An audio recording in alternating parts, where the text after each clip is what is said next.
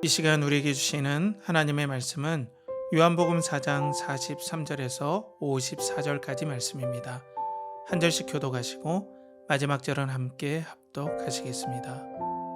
이틀이 지남에 예수께서 거기를 떠나 갈릴리로 가시며 친히 증언하시기를 선지자가 고향에서는 높임을 받지 못한다 하시고 갈릴리에 이르심에 갈릴리인들이 그를 영접하니 이는 자기들도 명절에 갔다가 예수께서 명절 중 예루살렘에서 하신 모든 일을 보았음이더라.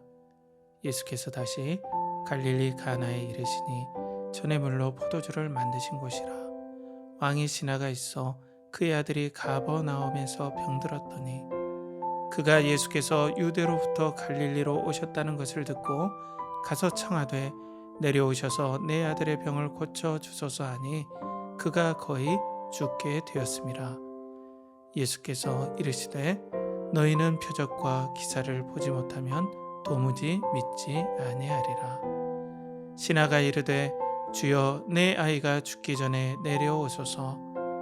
예수께서 이르시되 가라 내 아들이 살아있다 하시니 그 사람이 예수께서 하신 말씀을 믿고 가더니 내려가는 길에서 그 종들이 오다가 만나서 아이가 살아있다 하거늘 그 낳기 시작한 때를 물은즉 어제 7시에 열기가 떨어졌나이다 하는지라.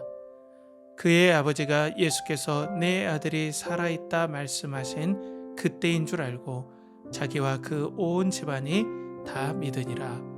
이것은 예수께서 유대에서 갈릴리로 오신 후에 행하신 두 번째 표적이니라. 아멘. 이 시간 요한복음 강해 죄를 이기는 유일한 빛이라는 제목으로 하나님의 말씀 선포할 때 많은 은혜 받으시기 바랍니다.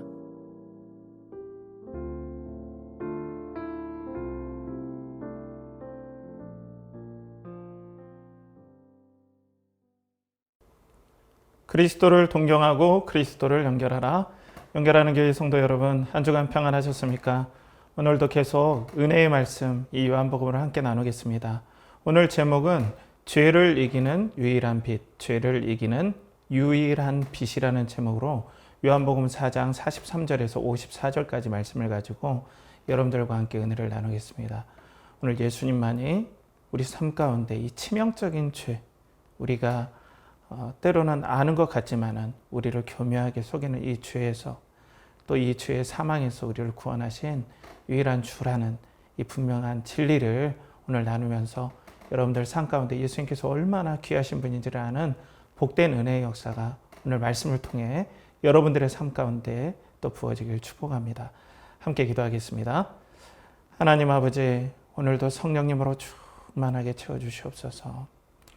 우리가 우리를 전파하는 것이 아니라 오직 하나님께서 그리스도께서 우리의 주 되신 것과 또 우리가 너희 종된 것을 전파한다고 하신 말씀처럼 주 되신 예수 그리스도가 드러나는 복된 은혜의 역사가 일어나게 하여 주시고 또 우리가 얼마나 우리의 논리와 힘으로 무엇을 또 설득하고 변화시키겠습니까?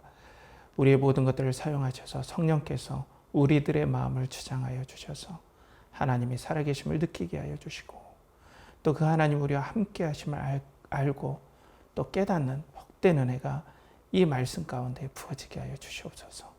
오늘도 주여 임재하여 주시고 성전 되신 예수 그리스도를 의지하며 하나님의 자녀의 신분으로 예배드리는 우리에게 영과 진리로 예배드리는 것이 무엇인지 가르쳐 주시고 또 느끼고 깨닫게 하여 주시옵소서. 예수님의 이름으로 간절히 기도하옵나이다. 아멘. 자, 오늘 이 말씀은 여러분들과 함께 예수 그리스도께서 얼마나 우리의 빛 되신 구주가 되시는가 함께 알아보는 내용입니다. 2차 세계대전에 히틀러가 정권을 잡습니다. 그런데 이 독일이라는 나라가 신앙적으로 보면 좀 귀한 나라죠. 어떻게 보면 자, 많은 역사적인 과오도 분명히 있었어요. 그렇지만은 이 독일에서 종교개혁이 일어났고 또 독일의 국교는 바로 루터교입니다. 그러니까 어떤 신앙의 기반도 좋고 비록 자유주의 신학이 등장하는 계기가 된 나라이기는 하지만 신학에 기여한 바도 대단합니다. 그 그리고 철학에서도 아주 탄탄한 나라입니다. 여러분들이 아는 세계적인 철학자들 독일에서 칸트를 비롯해서 많이 나온 걸 여러분들 아실 겁니다. 그러니까 신학도 그렇고 철학도 그렇고 과학에서도 그렇고 이런 귀한 나라가 2차 세계대전의 화마에 또 휩싸이게 됩니다. 1차 세계대전의 화마에서도 1차 세계대전의 화마에서도 정말 고통을 당했는데 2차 세계대전의 화마에 휩싸이는 그런 엄청난 일을 당하죠. 그 중심에는 히틀러가 있습니다. 자, 히틀러는 1차 세계대전에서 패한, 그래서 이 패전국인 독일이 승전국들에게 전쟁 배상금을 물어내야 되는 엄청난 고단한 길을 걷는 독일인들에게 하나의 희망이 됐어요. 그들 나름대로. 엄청난 인플레이션, 요즘 인플레이션으로 우리 고통받잖아요. 그런데 당시에 어느 정도 인플레이션이 심했냐면 돈을 그냥 액수로 세서 줄 수가 없으니까 저울로 달아줬어요. 그래서 뭐 우유를 사는데 저울로 달아서 돈을 내기도 하고 이런 엄청난 경제적인 어려움들이 있었죠. 이 틈을 파고들어서 히틀러가 군수공장, 그러니까 전쟁을 일으킬 수 있는 공장을 일으킴으로 산업을 다시 돌리게 만들고 또 독일인들에게 이 경제적인 어떤 호황을 만들어내는 계기를 히틀러가 마련합니다. 그러니까 이 철학과 신학과 과학이 발전된 이 나라가 다시 이 히틀러라는 한 사람에게 열광하게 됩니다. 그래서 이 사람에게 경례를 하죠. 어떻게 합니까? 영화에서 봤잖아요. 손을 번쩍 올리면서 하일 히틀러라고 합니다. 경애하는 히틀러라는 거죠. 그거의 깊은 의미를 보면 바로 메시아 히틀러라는 의미가 있어요. 당신은 우리의 구원자입니다. 라는 거죠. 여러분 보십시오. 그 똑똑한 사람들, 그 철학이 발달되고 신학이 발달된 그런 나라, 심지어 종교인들까지, 목사들까지 히틀러를 지지하게 됩니다. 히틀러가 하는 유대인 학살도 지지하고 또 폴란드 침공과 유럽 침공을 지지하는 것이 바로 독일 교회가 했던 일이에요. 그런 과오가 있어요. 저 놀랍지 않나요? 그런 똑똑한 나라, 그리고 한번 실패를 거듭한 나라에 또 이런 히틀러를 우상화하면서 전쟁을 일으키는 그런 우를 범합니다. 그게 뭐냐면 사람들이 히틀러를 환호했던 것은 자신들이 가난에서 벗어나고자 하는 욕망을 채워주는 어떤 대체제, 화신이 되었다는 거죠. 히틀러가. 그러니까 이것들이 교묘하게 사람들의 신앙과 철학과 모든 것들을 다 속이면서 히틀러를 자신들의 구세주로, 정말 선한 사람으로, 자기 독일 민족의 부흥을 이끌 선구자로 속였다는 거죠. 독일 민족을. 그러니까 주의 특성을 보면은 아주 교묘합니다. 아무리 우리가 지식이 뛰어나고 또 우리가 머리가 좋고 또 근신하고 근신한다 할지라도 이 주의 간교함, 이 주의 교묘함, 이 주의 속임을 이길 그런 사람이 사실상은 없어요. 그렇기 때문에 2차 세계대전에 이 독일 민족이 다시 화마에 휩싸이고 엄청난 고통을 당하게 되죠. 자, 이것이 바로 죄와 우리가 마주한 현실입니다. 성경에서도 오늘 그런 부분들을 하나님께서 말씀을 통해서 우리에게 보여주는데요. 먼저는 예수님은 하나님의 나라의 왕이라는 사실이 오늘 본문에도 선포가 돼요. 그 메시지가 그런 흐름으로 갑니다. 그런 흐름에서 여러분과 제가 나누는 그런 부분들, 이 주의 간교함에 대해서 조금씩 보이게 되죠. 예수님께서 이제 사마리아에서 이틀간 더 유하셨다가 고향으로 드디어 갈릴리로 내려가시는데 제자들에게 뜻밖의 선포를 하십니다. 오늘 44절에 보면 친히 증언하시기를 선지자가 고향에서는 높임을 받지 못한다 하시고, 예수님의 말씀을 선포하시는 그런 선지자로서 당신이 스스로 말씀을 하시죠. 그러면서 고향에서는 높임을 받지 못한다, 환영을 받지 못할 것이다 라는 뜻밖의 말씀을 예수님께서는 선포를 하십니다. 제자들은 의아했겠죠. 왜냐하면 예수님께서 예루살렘에서 그 수많은 유대인들 보는 앞에서 성전이 바로 자기 자신임을, 그 성전이 모형이 되고 성전의 실체가 바로 예수님이심을 드러내 주셨고 성전을 정화시켰고 또 성경에 기록되지 않은 수많은 이적과 기사를 베풀어 주신 것을 유대인들이 다 봤기 때문이죠. 그럼에도 불구하고 이상하게 유대인들이 환호하지 않아요. 자, 그래서 오늘 45절에 보면 갈릴리에 이르심에 갈릴리인들이 그를 영접하니 이는 자기들도 명절에 갔다가 예수께서 명절 중 예루살렘에서 하신 모든 일을 보았음이더라 라고 말씀을 합니다.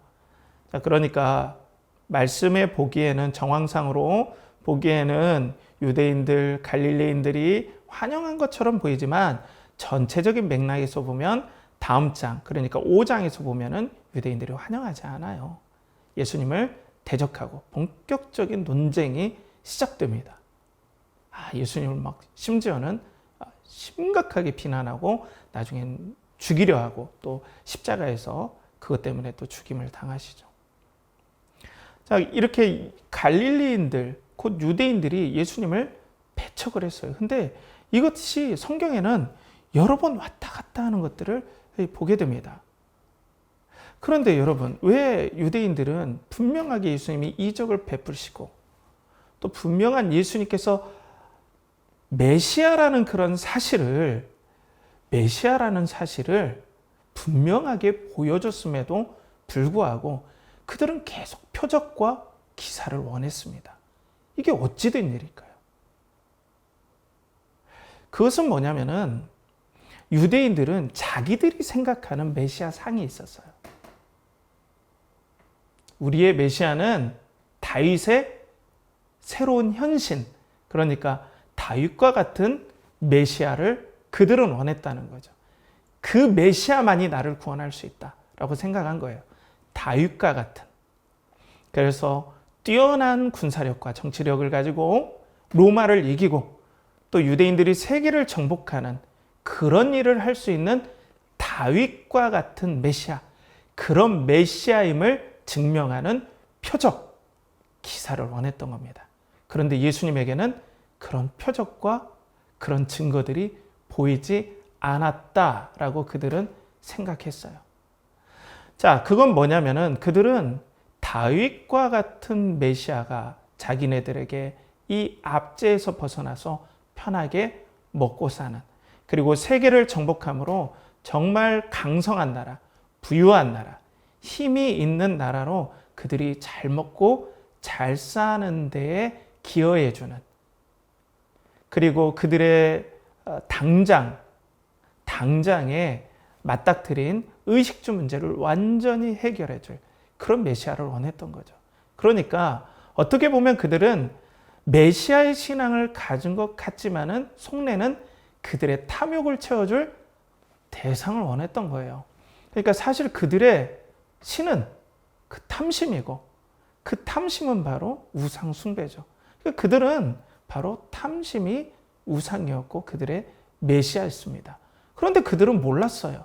자기네들은 메시아를 원한다고 생각했고 신앙이 좋다고 생각했습니다. 그래서 그들은 자기네들이 탐심을 숭배하는지 모르고 속고 계속해서 예수님에게 표적과 기사를 원했던 겁니다.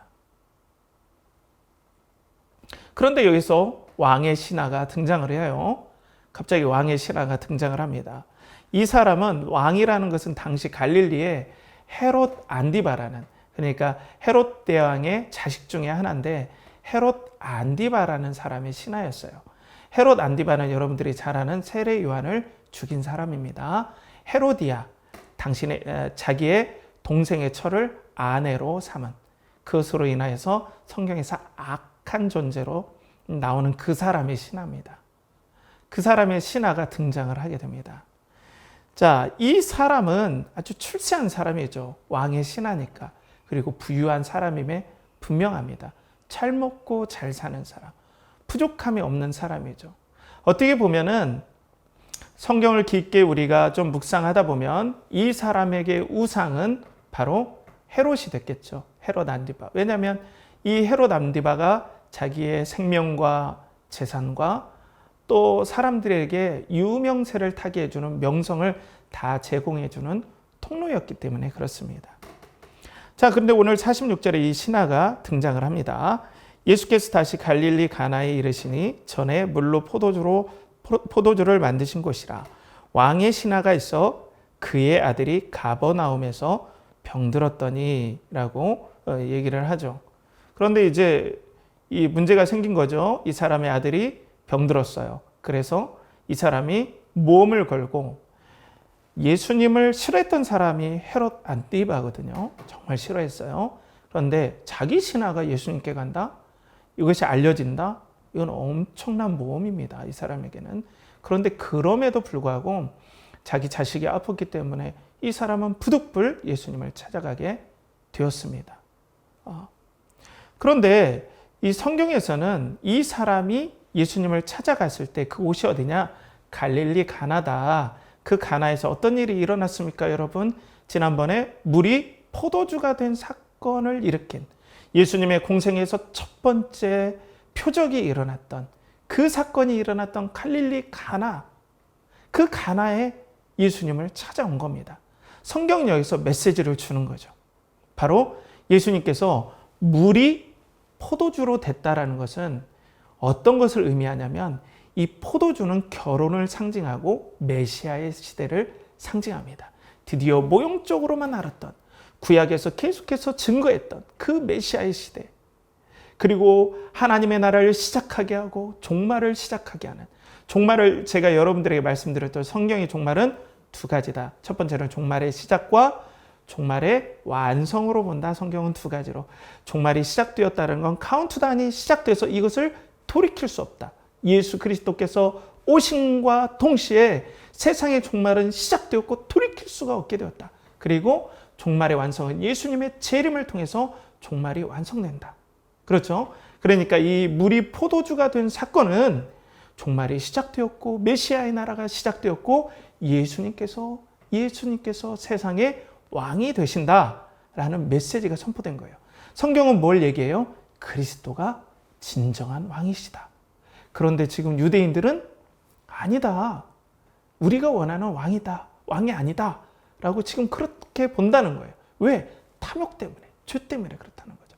그런데 지금 오늘 헤롯의 신하, 왕의 신하를 보여주는 거예요, 성경은. 자, 그리고 예수님께서 이 신하가 나왔는데 마치 책망하듯이 신하를 막 얘기를 해요. 오늘 보면 48절에 예수님께서 이르시되 너희는 표적과 기사를 보지 못하면 도무지 믿지 아니하리라. 이건 어떻게 보면 신하를 책망하는 것 같지만 유대인을 책망하는 거예요. 너희들이 원하는 탐욕을 채워줄 메시아의 흔적이 나타나지 않고 그런 표적만 원하고 그런 표적이 나타나지 않으면 믿지 않으려고 한다. 너희들은 탐욕을 우상으로 섬기려 하는 자들이다. 유대인을 이 신하와 대화 중에 책망을 합니다. 자, 그러면서 이 신하는 갑자기 예수 그리스도의 말씀을 믿고 오늘 움직이는 것들이 보이게 돼요. 자, 표적과 기사를 보지 않았음에도 불구하고 오늘 순종하면서 갑니다. 오늘 49절에 보면 신하가 이르되 주여 내 아이가 죽기 전에 내려오소서.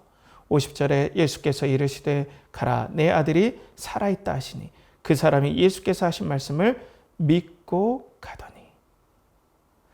자, 분명 성경에서는 이 메시지에서는 유대인들과 대조적으로 왕의 신하를 보여주길 원하는데요. 그냥 성경만 읽으면 이걸 잘 드러나지가 않아요. 이 사람이 주는 그리스도시요 살아계신 하나님의 아들이시니다라는 분명한 신앙 고백이 없어요. 그냥 믿고 가는 거예요. 그것만 보여줘요. 우리에게. 그런데 뭔가 유대인들에게는 대척점이 있다. 대조점이 있다. 이걸 성경은 얘기하고 싶어 해요. 그리고 53절에 보면은 54절, 53, 54절에 보면 그의 아버지가 예수께서 내 아들이 살아있다 하신 말씀하신 그때인 줄 알고 자기와 그 온 집안이 다 믿으니라. 이것이 예수께서 유대에서 갈릴리로 오신 후에 행하신 두 번째 표적이니라 라고 말씀합니다.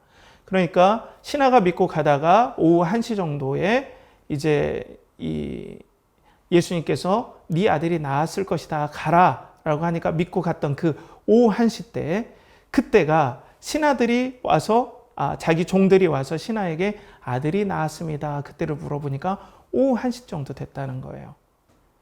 그래서 신하 마음속에 믿음이 더욱더 굳어졌죠. 그래서 다 믿었다는 거예요. 신하가 처음 믿고 간 것과 집안이 다 믿은 것이 똑같은 단어입니다.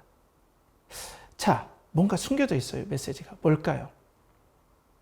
뭔가 유대인들과 대조점을 이루면서 오늘 말씀에서는 우리에게 뭔가 메시지를 주려고 합니다.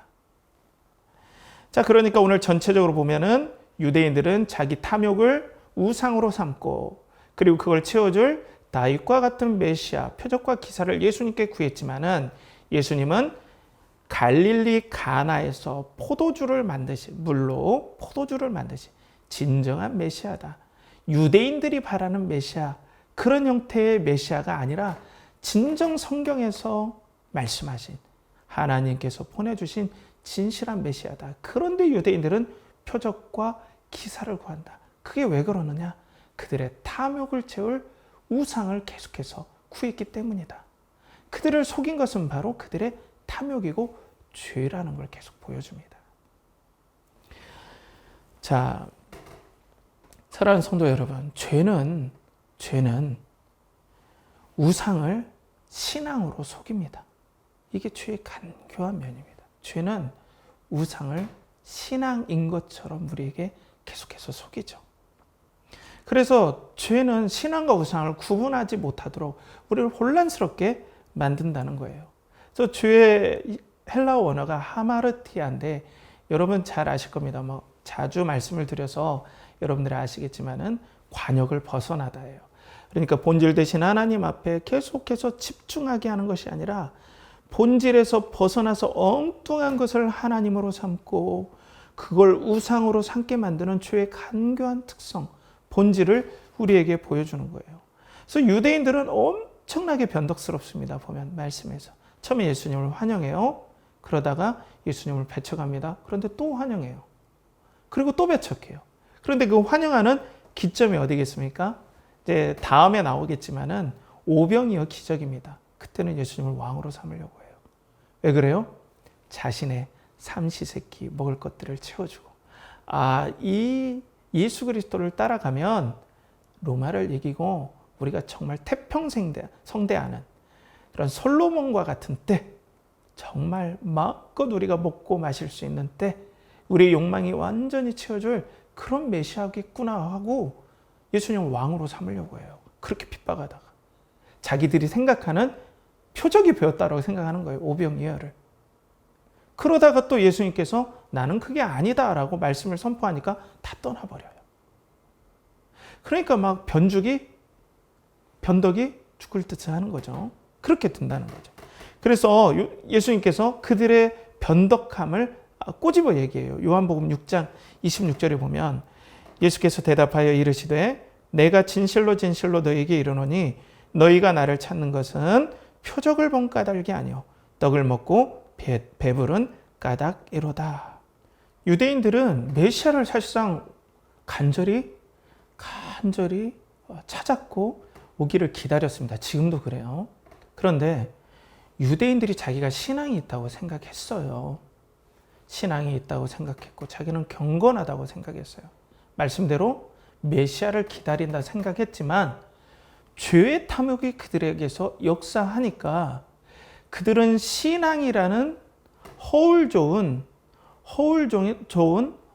어떤 명분을 가지고 자기의 탐욕을 채울 통로로 이용했다는 거예요. 신앙. 그런데 그렇게 하는 줄도 그들은 몰랐어요.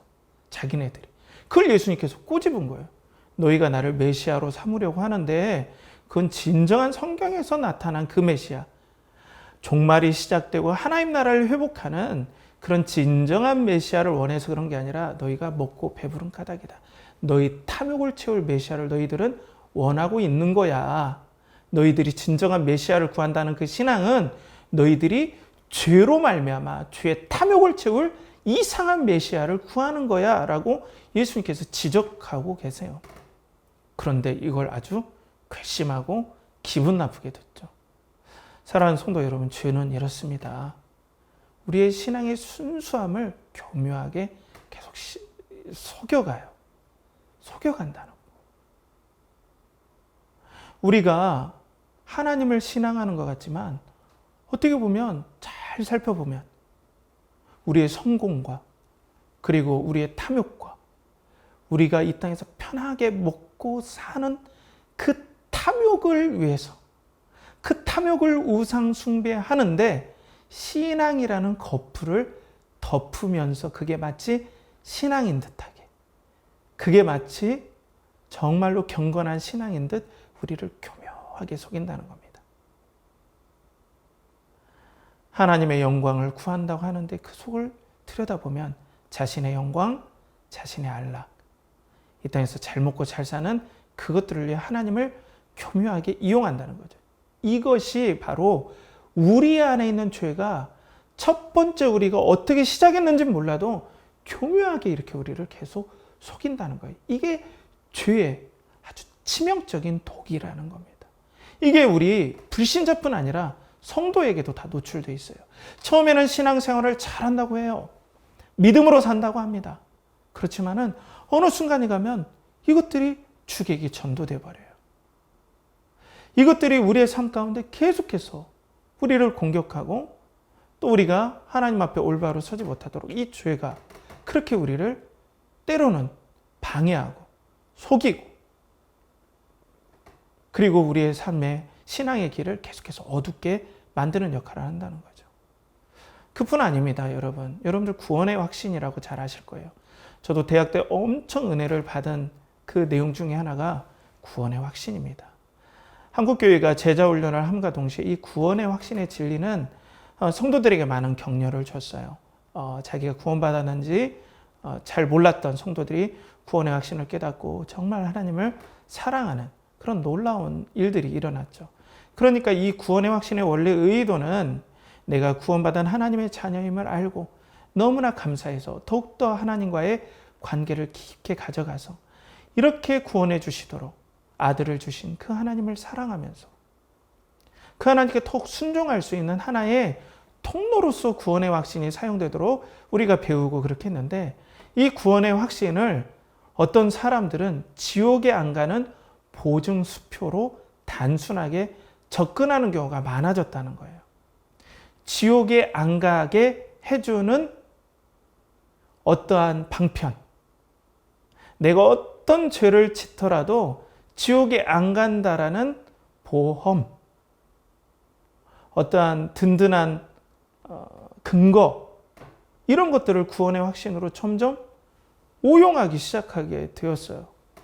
그래서 사람들이 하나님을 더욱더 사랑하고 하나님께 순종하고 이렇게 구원해 주신 하나님을 너무나 고마워하며 하나님과 동행하는 데 구원의 확신이 아니라 정말 이 죄를 짓더라도 어떤 죄를 짓더라도 내가 지옥에 안 간다라는 그 확신, 그 확신을 가지려고 이 구원의 확신을 계속 집착하는 경우가 있습니다.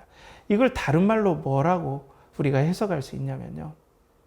내가 이 땅에서 내 마음대로 죄를 짓고 살고 싶은데 내 안에서 그런 죄가 역사하는데 그리고 그렇게 살고 싶은데 하나님 말씀에 순종하는 건 너무 힘든데 내가 마음대로 죄를 짓더라도 마지막에는 구원을 받는다. 이걸 원하는 거예요. 그건 다른 말로 죄를 마음껏 짓고 싶다는 거죠. 내 마음대로 살고 싶다는 거죠. 그러면 여러분 이상하게 됐죠. 원래 죄에서 구원받고 우리가 구원의 확신은 하나님의 자녀로서 하나님께 순종하는 하나의 통로인데 물론 이게 이제 성격이 민감한 사람은 구원의 확신에 대해서 좀 집착하는 경향도 있어요. 제가 말씀드리는 것과 다르게 그렇지만 많은 경우가 구원의 확신을 원하는 것은 마음껏 죄를 지어도 내 맘대로 살고 싶어요.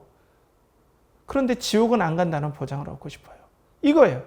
그래서 내가 죽기 전에 주님 죄송해요 한마디 하고 내 맘대로 살고 싶고 천국은 보장받고 싶고 이런 죄의 탐욕을 위해서 구원의 확신이라는 이 귀한 이 소중한 하나의 교리를 죄로 악용하기 시작했다는 거예요. 그러니까 죄가 이렇게 우리를 속여요. 편질되게 만들어요. 이게 죄의 아주 심각한 문제라는 겁니다. 그래서 사도 바울이 이것들을 지적을 해요. 로마서 7장 11절에 죄가 기회를 타서 계명으로 말미암아 나를 속이고 그것으로 나를 죽였는지라. 자, 이게 무슨 말이냐면요. 죄가 만약에 도적질하지 말라라고 하면 우리는 그 말씀을 들으면 도덕질하지 말아야겠다라고도 생각할 수 있지만 거꾸로 죄가 탐심을 일으킨다는 거예요. 저거 도덕질하지 마, 먹지 마 하면 먹고 싶은 마음, 탐심을 일으켜요. 우리 마음 가운데. 이게 죄의 우리를 속이는 역사예요. 그래서 계속해서 탐심을 일으켜서 어떻게 해요?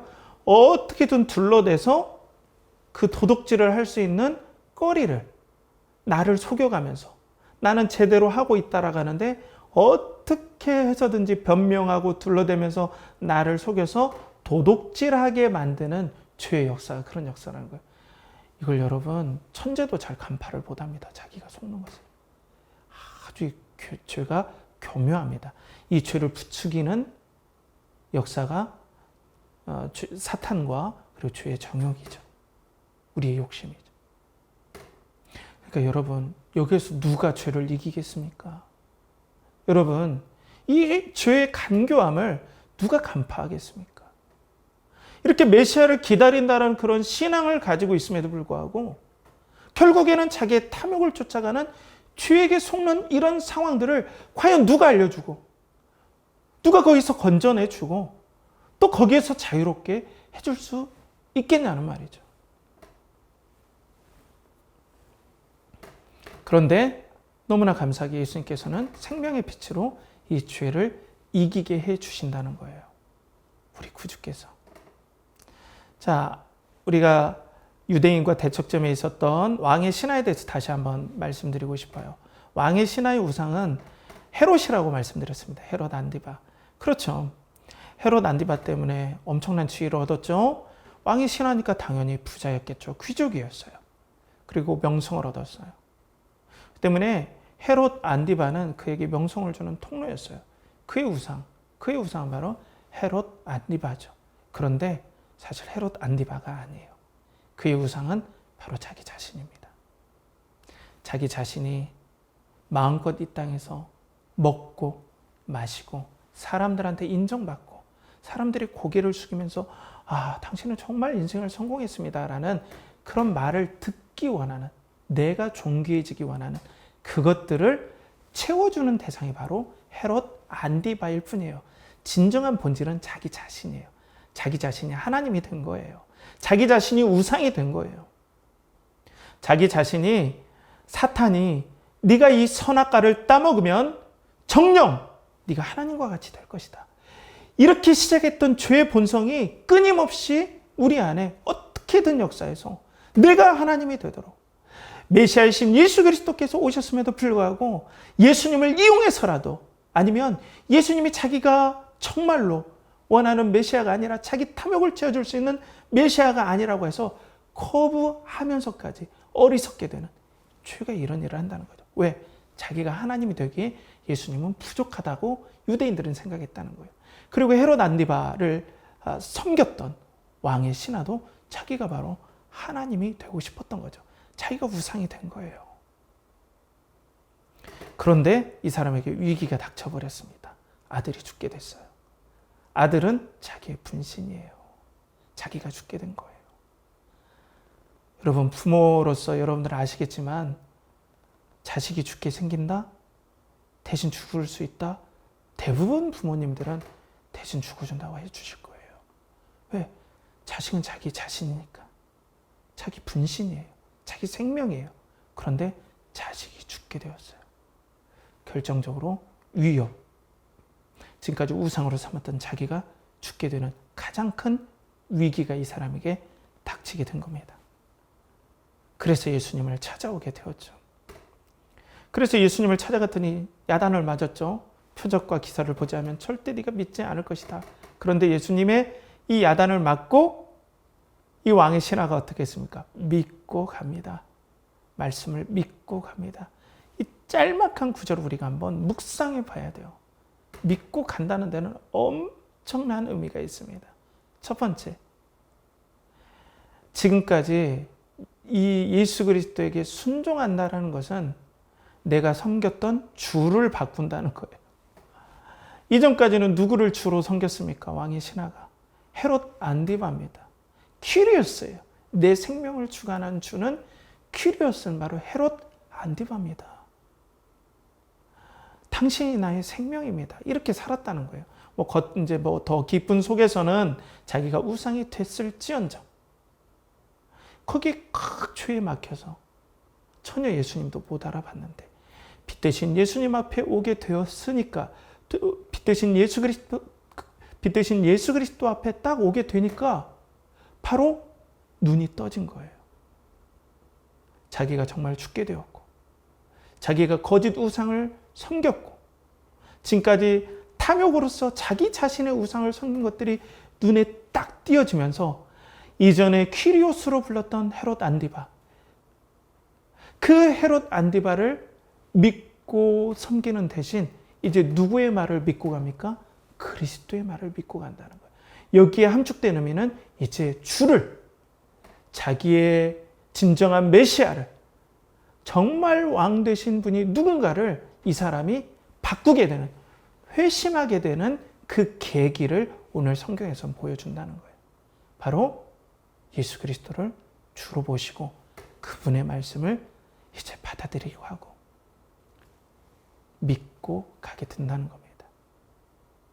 유대인들은 자기 탐욕, 죄로 속임받은 자기 탐욕을 우상으로 메시아로, 그걸 채워줄 메시아를 지금도 붙잡고 있지만 빛 대신 예수 그리스도 앞에 나온 왕의 신하는 진리의 빛, 생명의 빛 앞에서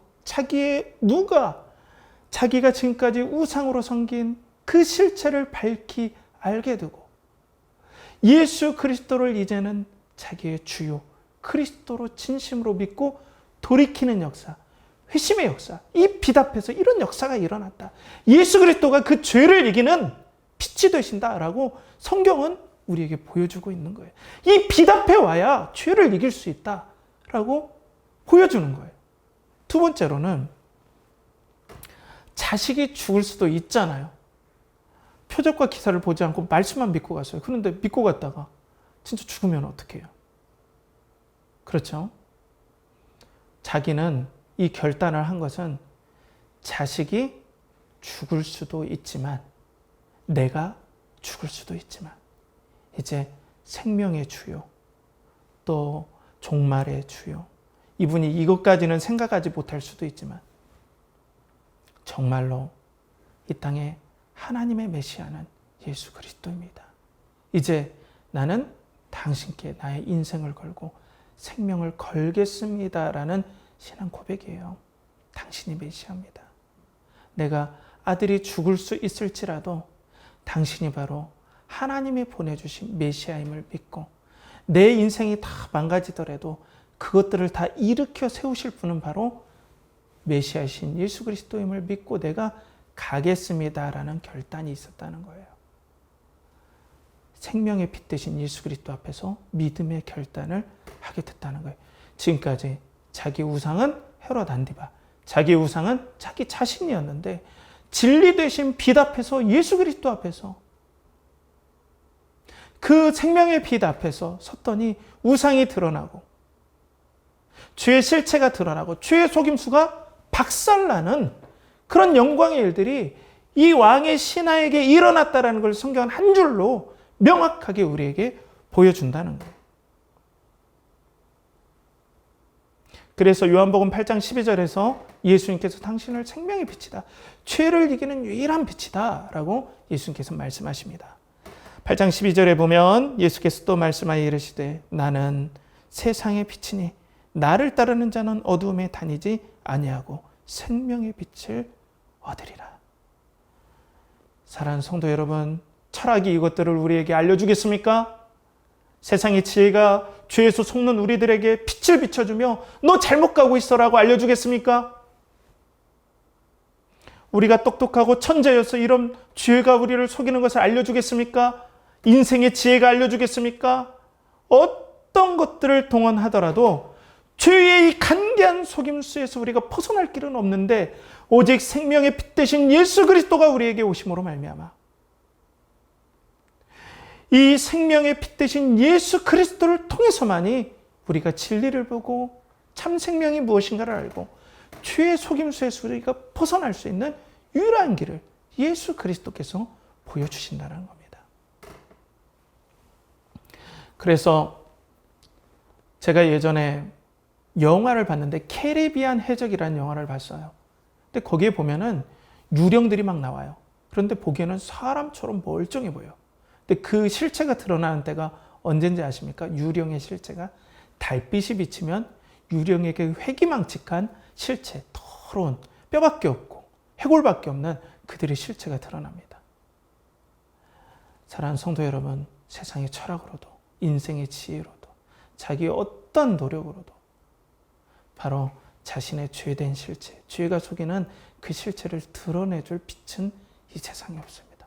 오직 예수 그리스도만이 예수께 가까이 갈 때 죄의 실체, 내가 죄에 속고 있는지 그런 모든 것들이 적나라하게 드러나서 우리 인생길이 다시 한번 진리의 길로, 생명의 길로, 올바른 진정한 메시아의 나라, 하나님의 나라의 길로 우리가 갈 수 있다는 거죠. 그렇기 때문에 우리는 예수 그리스도께서 생명의 비침을 우리는 보게 되었습니다. 예수님만이 죄가 우리를 속이는 그 간악함에서 유대인들도 속고 헤롯의 신하도 속았었고 하는데 그 예수 그리스도의 생명의 빛이 비치니까 바로 회심의 역사, 자신의 실체를 알고 진정한 주가 누구인지 그리고 진정한 우리가 따라야 할 길이 어디인지 보여주는 놀라운 역사들이 우리에게 비춰졌다는 겁니다. 그렇기 때문에 우리가 이 땅에 살아가면서 바로 우리의 열심과 노력도 중요하지만 예수 그리스도에게 매번 가까이 가는 일이, 예수 그리스도를 사랑하면서 가까이 가는 일이 우리에게 있어야 된다는 거예요. 우리의 노력으로 안 돼요, 여러분. 노력해야 되지만 노력만으로 안 됩니다. 우리가 아무리 신앙생활을 잘하려고 해도 열심히 하면 할수록 교만이 또 쌓아져가요. 죄가 이렇게 우리를 속여요. 그러니까 우리는 예수님께 매번 가까이 가야 돼요. 그분의 영광 안에 가까이 가야 됩니다. 그분께 갔을 때 십자가가 보여요. 모든 영광을 내려놓고. 하나님만 사랑했던 그 영광의 빛이 성령님을 통해서 우리에게 비칠 때 우리의 교만함이 또 드러나 버려요. 우리의 야망이 드러나요. 우리가 신앙을 허울로 삼아서 내 야망을 채우고 내가 잘 먹고 잘 살려고 하고 하나님을 이용하려 했던 모든 우리 마음속에 근본적인 모든 안에 있던 기저들이 내 마음의 속내들이 다 드러나게 됩니다. 그걸 치유해 주시는 분이 바로 예수 그리스도예요. 율법은 우리를 지적하는 기능까지만입니다. 그렇지만 예수님은 거기에서 우리를 지켜주시고 회복시켜주시고 다시 한번 손을 잡아주시고 우리를 다시 한번 안아주셔서 다시 용기를 내서 하나님의 길을 갈 수 있도록 생명의 빛을 주시는 분이 바로 예수님이라는 거예요. 그러면 이 예수님과 늘 동행하는 길이 무엇이겠습니까? 저는 그래서 예수님을 동경하고 사랑하는 길밖에 없다라는 거예요. 이게 참 막연한 것 같지만 이게 맞아요. 내 마음의 동경의 자리로 올 때 예수님이 너무나 좋고 예수님이 따라가는 길이 너무나 좋은 그 자리까지 가게 되는 데까지 우리가 간다면 비록 부족하지만 매번 실수하지만 그때마다 예수님께로 갈 때 우리가 다시 고침을 받고 새롭게 되고 예수님께 사랑의 빛 앞에 우리가 다시 한번 회복되는 놀라운 역사가 일어난다는 거예요. 그래서 저는 이 생텍쥐베리의 이 격언을 참 좋아합니다. 어떤 얘기를 했냐면요. 이 사람이 만일 당신이 배를 만들고 싶다면 사람들에게 목재를 가져오게 하거나 일을 지시하고 일감을 나눠주는 일은 하지 마라. 대신 그들에게 저 넓고 끝없는 바다에 대한 동경심을 키워줘라. 전 이 말이 너무 좋습니다. 성경 말씀은 아니지만 우리도 예수님에 대한 동경심이 부어진다면 성령님으로 말미암아 예수님을 사랑한다면 비록 실수할 수 있지만 다시 돌아오고 죄의 속임에서 다시 한번 우리가 각성되고 깨닫게 되어서 이 험한 세상, 죄의 공격이 있는 이 세상을 살 동안 예수님의 진리의 빛을 따라 예수님의 제자로 살아갈 수 있는 든든한 반석이 바로 생명 되시는 예수 그리스도를 동경하는 길이라는 겁니다.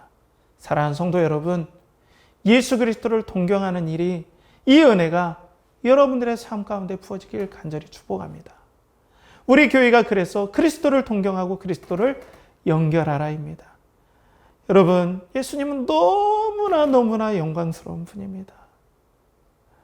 예수님을 한번 맛본다면 비록 연약하지만 그 예수님의 옷자락이라도 잡고 끝까지 부여잡고 따라가고 싶은 그런 감동이 있습니다. 지옥에 갈까 두려운 그런 어떤 구원의 확신을 바라는 것이 아니라 조금 더 예수님을 닮아가고 싶고 순종하고 싶어서 내가 지옥이라도 주님 따라간다라는 그런 뜨거운 마음이 우리 안에 솟게 만들어 주십니다. 이게 바로 은혜입니다. 율법은 우리가 너 이거 해야 돼 이지만 은혜는 하고 싶습니다. 따라가길 원합니다. 이렇게 되는 것이 바로 은혜라는 겁니다.